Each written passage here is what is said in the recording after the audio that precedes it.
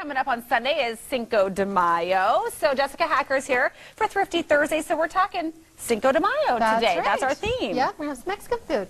So one of the cheapest ones is carnitas. Okay, pork is very cheap, and especially right now, you can pick it up for about 87 cents a pound. Oh, that's nothing. Yeah, it's nothing. Yeah. So, I mean, really, you can get about a 4 or 5 pound roast for right around $5, which is a great price. So Which this is that one, the size you have over yeah, here? I mean, yeah, this is a 5 pound roast. That's a lot of meat for $5. Yeah, it's a lot. One of my favorite recipes that's super easy is just, of course, put it in a crock pot. All it is the roast. You're going to put in your seasonings, maybe some onions. I prefer to use alcohol in this if you want to cook with like a cheap wine, an orange wine like a Boone's Farm is a perfect one for it. Lovely. Okay. If not, just orange juice. Of course, if you don't want to cook with alcohol, it's fine. Okay, so a little something sweet is what you're going for. And you're just going to put it into your crock pot, let it cook for at least 8 hours or longer. And what you get is obviously an amazing. I hope you can get it out and everyone see it. It looks I know. beautiful. So, and it's going to have a bone. Let's see if I can grab it without making a complete mess. I know. No pressure. That's okay. I know. That's okay if we make a mess. That's right. Yeah. So. And there it goes. You're going to get this beautiful bowl, which I hope you can see as well. Yeah. No. And then gorgeous. This is easy. I mean, it's just going to literally just shred apart. It falls apart. So just shred it apart. You can put it back into your crock pot and let it just soak up in the juice, or say if you're ready to serve it. Excellent. And then we're working on a side dish for that as well. You got to have some rice. Of course. So here I just got some butter, garlic, and onions that we're just browning up.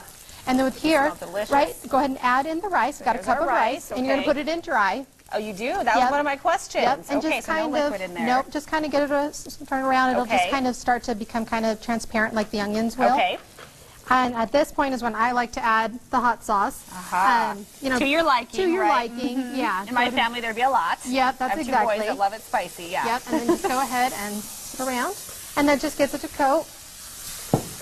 And then we're just going to add 2 cans of liquid chicken broth. Excellent. So putting the rice in first gives it a chance to, does it get a different flavor? It does. It just kind of lets it brown. It'll soak up the flavors really well. That's why I like to put it in dry, because then it'll soak up the butter and it's going to soak up all the onion flavor and, of course, your hot sauce. Okay, and then? And 1 can of tomato sauce. Excellent. So very basic pantry staples. It really is. Yeah. Some cumin is really good in here. Okay. And then you just put the lid on. And do not touch it. Don't look at it. Don't open it. That's my problem with rice. I know I like to peek. Don't for how long? Let it sit there for at least a good 20 minutes or so. At that point, go ahead and check it, kind of give it a toss, but just leave it alone. Okay, 20 minutes. Leave it alone. Then you have your Spanish rice and your pork carnitas. Yes. Wonderful. And you're sticking around because we have part 2 of our Cinco de Mayo Thrifty Thursday segment coming up. Welcome back to Good Morning Idaho and to Thrifty Thursday. We've had a lot going on here and a really involved setup today, which I love. I think it's awesome. Cinco de Mayo, of course, is an important time to get your themed foods going on. That's right. And we started out already with the carnitas. Yep, we got our carnitas. We've got our rices going, and now which we can't touch. Yeah, don't touch it yet. You gave Rachel a hard. Don't peek. No peeking. That's hard to do. I'm going to put you in charge of making some good old salsa. Now this I consider would be like restaurant style salsa. Okay. Now why I go with this right now, I know the whole pico de gallo, was like the chopped fresh tomatoes and everything is really good, but honestly right now still the tomatoes just are not that great. I've already had tomato plants die because of still overnight freezes. So they're just not. So personally I like to go with the restaurant style this time of the year because it's good, and I go with canned tomatoes. And yeah, it's super easy to open up cans too. I can do that. Yes. So the canned tomatoes, what's nice is obviously they've already been canned at the peak of their freshness. I'm starting with the tomatoes. So they're going to taste good. So go ahead and put them in both there. Both of them in here. Whole tomatoes with the juice and all. Yeah. Yeah, back up from the juice. Here we go. You're going to put the juice in there too with them.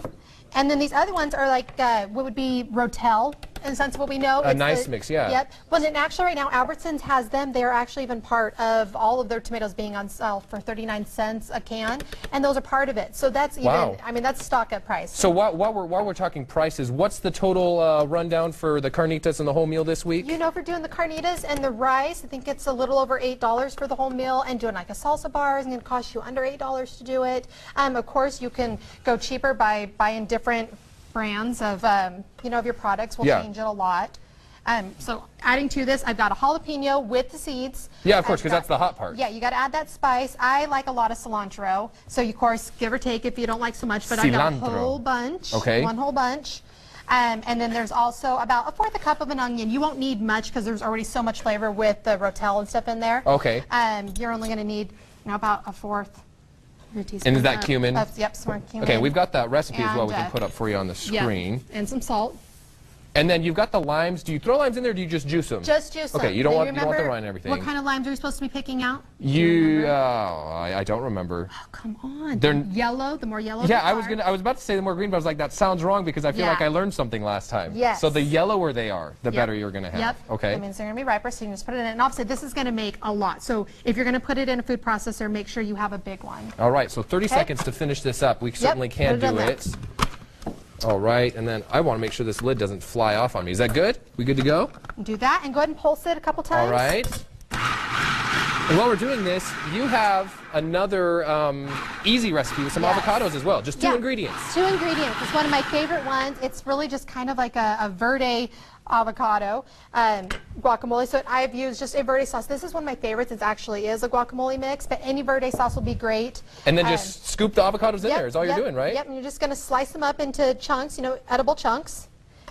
And what an awesome idea, because like we said, just 2 ingredients, but I never thought to mix the 2 of them together. Yeah. And there you go, another salsa for your bar. You've got the restaurant style, again, just pulsing it up like that. We're going to have these recipes for you on our website, IdahoOnYourSide.com. We'll also link to livingonacoupon.com. And really quickly, too, you can also use food processor, I understand, to shred your meat. Yes, you can. Right? Yep, you can put it in a food processor or even your KitchenAid with a paddle attachment under 30 seconds. Super easy. And then you can forget about the forks and everything. right. So a lot of cool tips here, saving you money. You can feed your whole family for about $8 with either one of these recipes. Thanks so